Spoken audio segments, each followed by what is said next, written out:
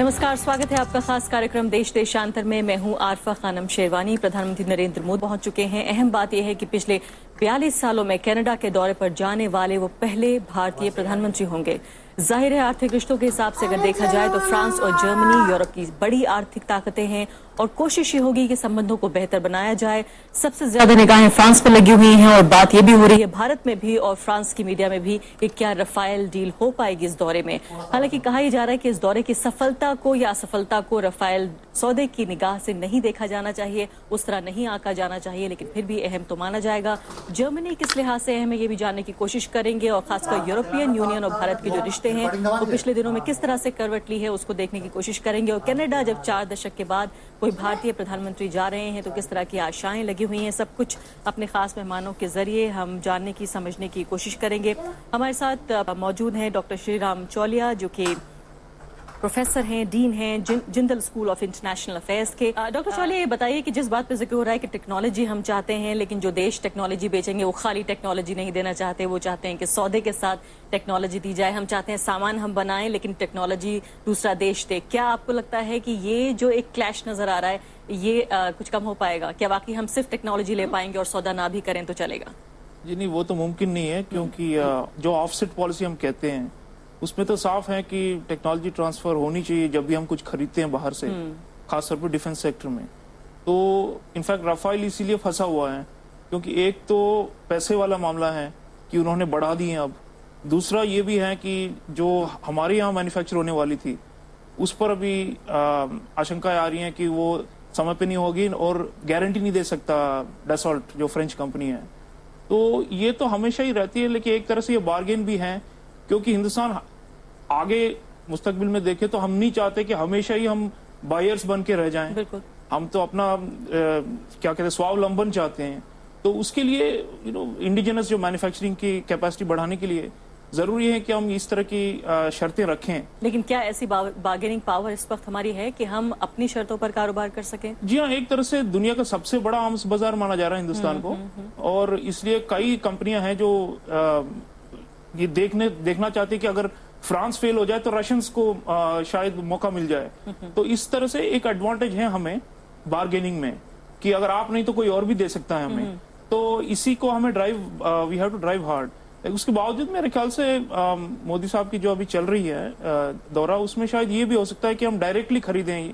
इसकी भी बात चर्चा चली है कि अगर कॉन्ट्रैक्ट के बेस पे नहीं हो पाए, क्योंकि उसमें तो विवाद अभी भी फंसा हुआ है, लेकिन directly government to government base पे हम 30-40 जेट शायद खरीद लें तो ये 126 तक तो नहीं जाएगा जो ओरिजिनल कॉन्ट्रैक्ट था, लेकिन फिर भी राफेल वाला डील जो है, एक तो मोदी जी का ये भी इमेज है कि वो कोई विघ्न विनाशक है।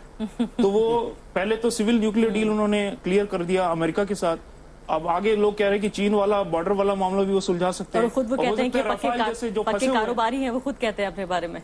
जी हाँ, बिल्कुल। और उन्होंने ये खास आज अकबरुद्दीन साहब का भी बयान आया है कि आज जो सीईओ फोरम हुआ था डिफेंस का फ्रांस में, उन्होंने खास कहा कि डिफेंस वाला जो एफडीआई है वो उस पे वो ज्यादा तवज्जो देते हैं।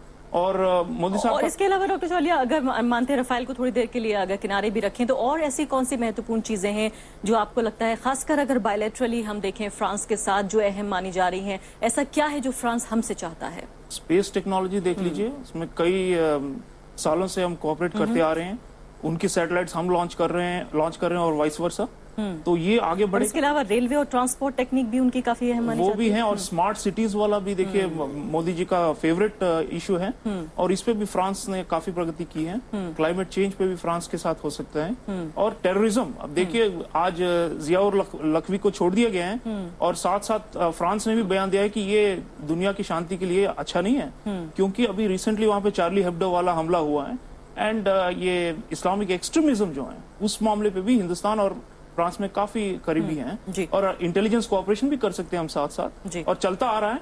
तो ये भी मामले हैं, इन पे ज्यादा खबरें नहीं आती क्योंकि हम हमेशा ऑब्सेशन रहता है कि कोई बड़ा सा डिलीवरेबल मिल जाए, फाइटर जेट वाला डील हो जाए या न्यूक्लियर पावर हो जाए। लेकिन आम जो होती है कूटनीति, उनमें इन सब चीजों को मिलाकर आप देखें ओवरऑल रिलेशनशिप, तो आगे प्रगति कर रहे हैं। जी हाँ, प्रोफेसर चौलिया, देखिए मार्केट एक्सेस का भी सवाल है। इंडिविजुअल कंट्रीज के साथ खैर हम तो करते ही आ रहे हैं, लेकिन अगर पूरे यूनियन की बात करें, 28 आर्थिक ताकत है, 500 मिलियन कंज्यूमर्स हैं, खरीदार हैं, तो उसके लिए तो हमें अगर एक्सपोर्ट्स बढ़ानी है, मैन्युफैक्चरिंग पे अभी गौर दे रहे हैं मोदी जी, तो आगे जाके देखा जाए तो फ्री ट्रेड एग्रीमेंट तो बहुत ही अहम है। और सबसे बड़ा कंज्यूमर मार्केट है अगर एक पूरे ब्लॉक में देखा जाए। और बायलैटरल का यही डिसएडवांटेज है कि आप चाहे जर्मनी को इसके साथ तिजारत ज्यादा करें, लेकिन पूरी यूनियन के लिए अगर आपको पेनिट्रेट करना है मार्केट और पूरी यूनियन से अगर जॉइंट इन्वेस्टमेंट्स लानी है, फिर तो इनस्केपेबल, हमें छोड़ना नहीं चाहिए। बस यही है कि धीमा है। और हिंदुस्तान की तरफ से भी एक क्या कहते हैं हम वेस्टफेलियन माइंडसेट है, जिसमें हम nation state to nation state में ज्यादा कंफर्टेबल होते हैं। बल्कि ये जो एक सुपर नेशनल एंटिटी बनी है ब्रसेल्स बेस्ड, तो उससे हम थोड़ा बौखला जाते हैं, क्योंकि हम ये नहीं जानते कि कौन रियली अथॉरिटी है। अब जर्मनी जा रहे हैं प्रधानमंत्री जी, तो जरूर एंगेला मर्केल जरूर लीडर हैं पूरे ईयू का। लेकिन ब्रिक्स के दौरान भी वहां जाने का इरादा था, बल्कि गए भी थे, लेकिन मुलाकात नहीं हो पाई चांसलर साहिबा से। जी, लेकिन अभी होगा जरूर। और मुझे लग रहा है कि जर्मनी जो है वो सेंट्रल है, क्योंकि बाकी यूरोपीय देशों के मुकाबले वो इकोनॉमिकली भी ज्यादा ताकतवर है, और टेक्नोलॉजी ट्रांसफर हो, नए आइडियाज हो, ये जर्मनी से निकलेंगे। प्रधानमंत्री मैंने सुना है कि सीमेंस एक टेक्नोलॉजिकल कैंपस भी विजिट करेंगे बर्लिन में, और उनकी जो वोकेशनल ट्रेनिंग है, इन सब से बहुत ज्यादा फायदा होगा। तो जो हमारी जो अर्थनीति है डोमेस्टिक, और जो ग्रोथ अभी जैसे आगे बढ़ रही है, तो उसमें जर्मनी का बहुत बड़ा किरदार रहेगा। मेरे ख्याल से कनाडा से भी ज्यादा और फ्रांस से भी ज्यादा। लेकिन फ्रांस का अपना महत्व है, स्ट्रेटेजिक जो सामरिक कहते हैं, मिलिट्री वगैरह में। और कनाडा का इन्वेस्टमेंट जरूर चाहिए। समय थोड़ा सा कम है, कई मुद्दे हमारे सामने हैं। बात ये भी हो रही है कि बुलेट ट्रेन बनाने में किस तरह से मदद हो सकती है इस पूरे दौरे के साथ। इसके अलावा क्लीन गंगा जो मिशन है, उसमें भी मदद हो सकती है, सोलर एनर्जी, क्लीन एनर्जी, इस सब के साथ साथ। लेकिन इन्वेस्टमेंट का सेंटिमेंट है, कहीं ना कहीं खबरें इस तरह की आ रही हैं कि बेहतर हुआ है पिछले एक साल में। आपको लगता है कि इन्वेस्टमेंट इस दौरे के बाद से बढ़ेगा? जी, उम्मीद तो है, क्योंकि मूडीज रेटिंग्स एजेंसी ने भी हमारी स्टेबल पहले था, अभी पॉजिटिव कर दिए हैं। तो ये सब रेटिंग्स देखते हैं। अब कनाडा में टॉप 5 जो पेंशन फंड्स हैं, वो $700 बिलियन लेके बैठी हुई है और खोज रही है कि कहां पे दुनिया में इन्वेस्ट करें। तो हिंदुस्तान को एक ब्राइट स्पॉट जो कहा जा रहा है, IMF भी कह रही है, फ्रेंच आज फॉरेन मिनिस्टर ने भी बयान दिया है।